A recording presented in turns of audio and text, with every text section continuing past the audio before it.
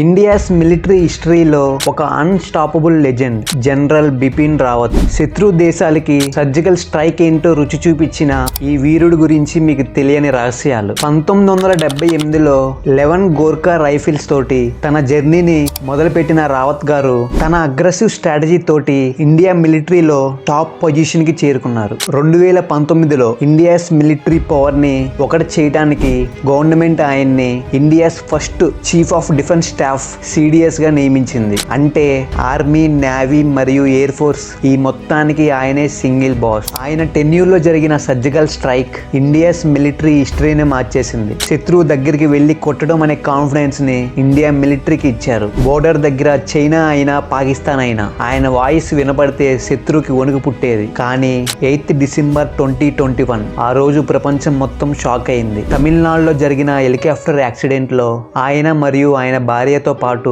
ఇంకో 12 మంది వీరులు మరణించారు. ఆ రోజు మన దేశం ఒక గ్రేట్ విజనరీని కోల్పోయింది. ఆయన లేకపోవచ్చు, కానీ ఆయన నేర్పిన సెల్ఫ్ సర్వీస్ మరియు మోడర్న్ మిలిటరీ విజన్ ఇండియాకి ఎప్పుడు రక్షణ ఇస్తూ ఉంటుంది. బిపిన్ రావత్ గారు ఎప్పుడు ఒక మాట చెప్పేవారు, మన జెండా గాలి వల్ల ఎగరట్లేదు, అది ప్రతి ఒక్క సైనికుడి చివరి శ్వాసతో ఎగురుతుంది. ఈ వీరుడికి మీ సెల్యూట్ ని జై హింద్ రూపంలో కామెంట్ చేయండి.